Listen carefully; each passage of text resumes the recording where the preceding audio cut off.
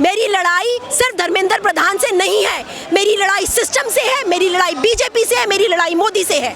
जो लोग झालमुरी दिखाते हैं ना कि झालमुरी के क्या फायदे हैं और मेलोडी के क्या फायदे हैं, उनसे जाके पूछो। उन माँ बाप से जाकर जिनके बच्चों ने सुसाइड किया है, उनसे कभी पूछा है कि उनके बच्चों का खून का रंग कैसा था? आप झालमुरी के फायदे दिखाते हैं ना, जब बच्चे मरते हैं तब क्या होता है? मैं कहती हूँ ये जो प्रोटेस्ट हो रहे हैं ना, ये यहाँ पर मत कीजिए, ये जाइए आप गोदी मीडिया के ऑफिसेज में धरना दीजिए, वहाँ पर उनके ऑफिसेज में जाकर बैठ जाइए और वहाँ से हिलिए मत जब तक वो लोग इस्तीफा ना देना। इस इस्तीफे का कोई ट्रिपल इंजन की सरकार है, तभी तो हमें तकलीफ है कि पेपर लीक कैसे हो रहे हैं। ट्रिपल इंजन की सरकार है तो फिर किस तरह से बेरोजगारी बढ़ रही है? ट्रिपल इंजन की सरकार है तो पॉल्यूशन कैसे बढ़ रहा है? ट्रिपल इंजन की सरकार है तो फिर यहाँ रेप कैसे हो रहे हैं या लगातार क्राइम कैसे हो रहा है? आज ट्रम्प उनका गला पकड़ के बोलता है ना, जो मैं कहूँगा तुम्हें वो करना है, जैसा भी टैरिफ मैं लगाऊंगा तुम्हें झेलना है। क्यों मोदी जी की आवाज नहीं निकलती उसके सामने? आप कॉम्प्रोमाइज पीएम हैं, आप डरपोक पीएम हैं, आप एक ऐसे पीएम हैं जो हमने 70 साल में जिस तरह का पीएम देखा ही नहीं। लानत है आपके ऊपर कि इस देश का युवा मर रहा है और आप वहाँ मेलोडी खा रहे हैं। लानत है, इस तरह की बातें कोई नहीं करता। आप खू करने के लिए चले जाते हैं विदेश, लेकिन जब अपने देश के लोग यहाँ पर त्राही कर रहे होते हैं। आज हर स्टेट में पानी की कमी है। बॉम्बे में 25 दिन का पानी बचा है, पुणे में 1 दिन छोड़कर 1 दिन पानी आता है। लेकिन मोदी जी क्या कर रहे हैं? जहाज लेके निकलते हैं। यहाँ पर कभी लोगों की समस्याएं सुनी है उन्होंने? अपनी मन की बात बताने आती है, कभी मन की बात सुनी है किसी की उन्होंने? आपको कहीं ना कहीं ये नहीं लगता कि ये सरकार राम मंदिर जैसे इतने सारे मंदिर इसीलिए बना रही है ताकि आपके पेपर लीक कराए और आपको कटोरा देके वहाँ पर बिठा दे बाहर भीख मांगने के लिए? क्योंकि यही तैयारी की जा रही है। यहाँ पर आज नौकरियां नहीं बची हैं, सरकारी संस्थान नहीं बचे हैं। जितने सरकारी संस्थान हैं जो ये बोलते हैं ना 70 साल में किया क्या है, 70 साल में जो कुछ भी बना था सब कुछ बेच दिया गया अदानी को। आज जंगल कट रहा है, आज बर्बाद किया जा रहा है। आज आप यहाँ पर खड़े हैं, आपको पेड़ों की छाया नहीं मिलेगी क्योंकि ये सब पेड़ कटवाए जा रहे हैं, क्योंकि कहीं ना कहीं अदानी को ये देश बेचा जा रहा है। जिस तरह से दिल्ली में जब से सरकार आई है तब से यहाँ पर बुलडोजर चल रहा है गरीबों के घरों पर। लोकतंत्र तो रह नहीं गया ना, इसको आप लोकतंत्र बोलेंगे? ये तानाशाह सरकार है जो लगातार लोगों की आवाज को दबा रही है। बहुत सारे जो एक्टिविस्ट हैं उनको जेलों में बंद कर देती हैं। बहुत सारे पत्रकार हैं जो एक्चुअली पत्रकार है, गोदी मीडिया ने की बात नहीं मैं कर रही, उनको जेलों में बंद कर दिया जाता है। यहाँ पर इस देश में जब हम मीडिया चैनल्स खोलते हैं तो हमें सिर्फ और सिर्फ नफरत के बोल सुनाई देते हैं, जितने भी गोदी मीडिया वाले हैं। आज ये बात सिर्फ नीट के एग्जाम्स की नहीं हो रही है, ये बात हो रही है हर उस पेपर लीक की जो 7 सालों में 70 पेपर लीक हुए हैं। यहाँ बात हो रही है उन सब बच्चों की जिन्होंने सुसाइड किया, जिनके माँ बाप ने अपना सब कुछ खो दिया, जिनके बच्चे सपने देख रहे थे कुछ करने के लिए। कहीं ना कहीं मुझे ऐसा लगता है कि इस देश में ये जितने भी नेता हैं उन सबके बच्चे बाहर पढ़ाई कर रहे हैं, लेकिन उसके बावजूद यहाँ पर कोई वापस नहीं आता है। लेकिन उनको कोई फर्क नहीं पड़ता कि पेपर लीक होता है या क्या होता है, क्योंकि उनको मालूम है उनके बच्चे सेटल हो गए हैं, वो कॉम्प्रोमाइज है।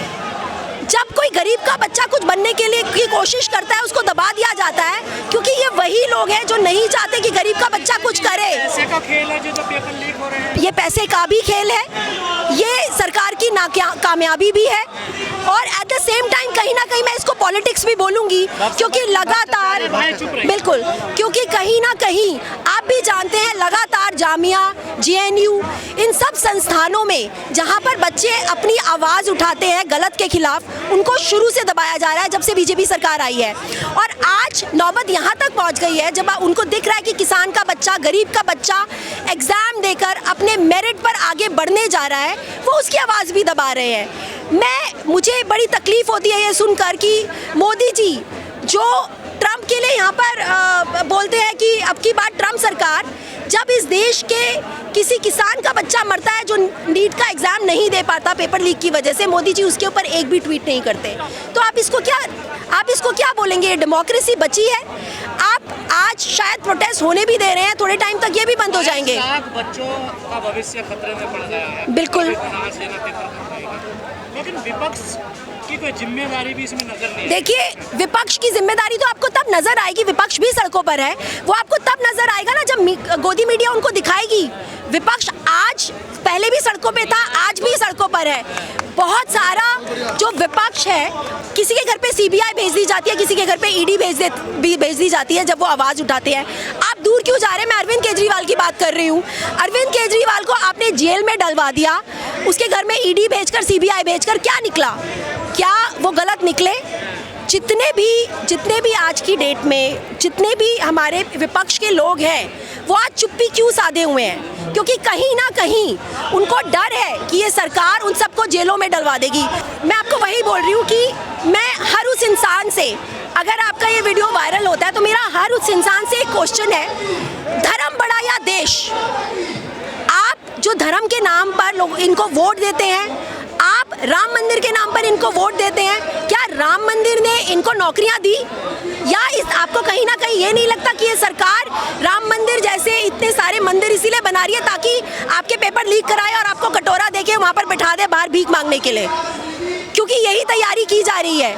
यहाँ पर आज नौकरियां नहीं बची हैं, सरकारी संस्थान नहीं बचे हैं। जितने सरकारी संस्थान हैं जो ये बोलते हैं ना 70 साल में किया क्या है, 70 साल में जो कुछ भी बना था सब कुछ बेच दिया गया अदानी को। आज जंगल कट रहा है, आज बर्बाद किया जा रहा है। आज आप यहाँ पर खड़े हैं, आपको पेड़ों की छाया नहीं मिलेगी क्योंकि ये सब पेड़ कटवाए जा रहे हैं, क्योंकि कहीं ना कहीं अदानी को ये देश बेचा जा रहा है। जिस तरह से दिल्ली में जब से सरकार आई है तब से यहाँ पर बुलडोजर चल रहा है गरीबों के घरों पर। ये बुलडोजर क्यों छतरपुर और सैनिक फार्म जैसे कोठियों पर नहीं चल रहा है? अगर इलीगल है तो वो भी है ना, लेकिन आप गरीबों के घर क्यों तोड़ रहे हैं? क्योंकि आपको दिल्ली भी अदानी के नाम करना है। आज देश में जो अदानी है ना, वो बहुत जल्द, जिस तरह से ईस्ट इंडिया कंपनी ने अपने पैर पसारे थे, उसी तरह से अदानी भी पैर पसारेगा। किसी भी देश का अगर विकास करना हो तो वहाँ पर शिक्षा, स्वास्थ्य, रोजगार देना चाहिए। सरकार की तो प्रायोरिटी नहीं है। लेकिन आपको नहीं लगता कि सरकार की प्रायोरिटी कभी भी नहीं थी? शिक्षा को लेके सरकार की प्रायोरिटी कभी भी नहीं थी। मेडिकल फैसिलिटीज़ को लेके, अगर मेडिकल फैसिलिटीज़ यहाँ अच्छी होती तो कोविड में इतने लोग नहीं मरते। मेडिकल फैसिलिटीज़ अगर यहाँ अच्छी होती तो जिस तरह से गोरखपुर में और जिस तरह से यूपी में हुआ था कि वो बच्चे बिना ऑक्सीजन सिलेंडर के मर गए थे, वो बच्चे बिना ऑक्सीजन सिलेंडर के मरते नहीं। आज आप किसी गवर्नमेंट हॉस्पिटल में जाकर देखिए, वहाँ पर स्ट्रेचर नहीं होते हैं। वहाँ पर जब किसी को एक बोतल खून चढ़ाया जाता है ना, तो आपके परिवारजनों को बोला जाता है बॉटल लेके खड़े हो जाइए।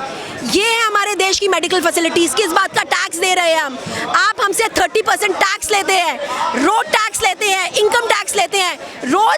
जिन रोज की वजह से एक बच्चा, एक 21 साल का नौजवान मर जाता है यूपी में, क्योंकि वहाँ पर पानी भरा हुआ है और 1.5-2 घंटे तक उसको कोई निकालने वाला नहीं आया।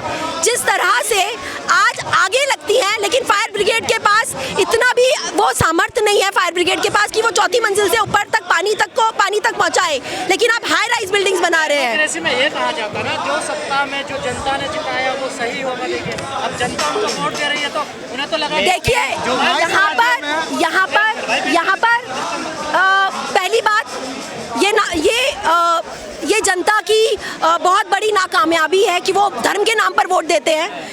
आज बहुत सारे लोग जिनके घर टूट रहे हैं, उन्होंने भी शायद कहीं ना कहीं धर्म के नाम पर वोट दिया था मोदी को। और जो सबसे बड़ी इस वक्त जो सबसे बड़ी समस्या है वो है हमारी इंडियन मीडिया। जब इंडियन मीडिया ही सरकार की कोई नाकामयाबी को नहीं दिखाती, सरकार की किसी गलत चीज़ को नहीं दिखाती, तो घर में जो बैठे हुए लोग हैं उनको कैसे पता लगेगा कि वो कर क्या रहे हैं? तीसरी चीज़, यहाँ पर आप भी जानते हैं कि किस तरह से ईवीएम को मैनिपुलेट किया जा रहा है। यहाँ पर जो किस तरह से एमएलएस खरीदे जाते हैं, जो नहीं बिकता उसके घर पे ईडी भेज दी जाती है, सीबीआई भेज दिया जाता है। तो कहाँ से डेमोक्रेसी बची? देश में कोई दिक्कत ही नहीं है, सब ठीक है। ऊपर से थोड़ी अगर मीडिया गोदी मीडिया है तो वो यही कहेगी, क्योंकि वो गोदी मीडिया भी है और मोदी मीडिया भी है, और वो अदानी के लोग बैठे हुए हैं मीडिया में। जो लोग झालमुरी दिखाते हैं ना कि झालमुरी के क्या फायदे हैं और मेलेडी के क्या फायदे हैं, उनसे जाके पूछो। उन माँ बाप से जाकर जिनके बच्चों ने सुसाइड किया है, उनसे कभी पूछा है कि उनके बच्चों का खून का रंग कैसा था? आप झालमुरी के फायदे दिखाते हैं ना, जब बच्चे मरते हैं तब क्या होता है? मैम, लेकिन बारंबार बोल रहे हैं मैंडेटरी तो हमें जनता दे रही है। देखिए, ये सरकार बोलेगी आपको कि मैंडेट जनता दे रही है। मुझे ऐसा लगता है, अगर आप ये हुजूम देखेंगे, ये मोदी सपोर्टर्स तो नहीं है ना यहाँ पर। आप जब फार्मर प्रोटेस्ट में गए, वहाँ पर मोदी सपोर्टर्स तो नहीं थे ना। जब आप रेसलर्स के प्रोटेस्ट में गए, जब आप CNRC के प्रोटेस्ट में गए, वहाँ मोदी सपोर्टर्स तो नहीं थे। तो कहीं ना कहीं मैनिपुलेशन भी हो रहा है, चाहे वो EVM है, चाहे वो वोट चोरी है। प्रॉब्लम सिर्फ और सिर्फ इस वक्त इंडियन मीडिया है, गोदी मीडिया है, जो सच नहीं दिखा रही। जनता की कोई कमी नहीं है क्या? देखिए, जब अगर जनता आपके टीवी में 24 घंटे चलेगा ये कि झालमुरी कैसे खाई जाती है, आम कैसे खाए जाते हैं, आपकी मेलेडी इतनी चॉकलेटी भरी कैसी है, तो लोगों को कैसे पता लगेगा? आप सच दिखाइए। सिर्फ जितने YouTube चैनल्स हैं आज सिर्फ वो सच दिखा रहे हैं। आप मुझे बताइए वो कितने घरों तक पहुंच रहा है? क्या सब लोग YouTube देखते हैं? जब तक इस गोदी, मैं कहती हूँ ये जो प्रोटेस्ट हो रहे हैं ना, ये यहाँ पर मत कीजिए।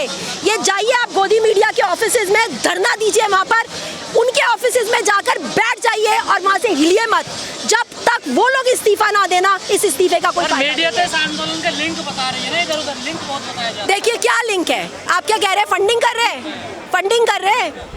आपको जो कहना है, आपका क्या है? आपके हिसाब से तो अरविंद केजरीवाल भी चोर था, आपके हिसाब से उसने भी गलत किया, क्या वो प्रूफ हुआ? और अगर फंडिंग है या जो कुछ भी है, मुद्दे तो मुद्दे हैं ना, वो किस मुद्दे के लिए लड़ रहे हैं? आप मुझे ये बताइए। जो कुछ भी हो, मैं यहाँ पर मुद्दे के लिए हूँ, यहाँ पर जितना यूथ है वो सब मुद्दों के लिए है।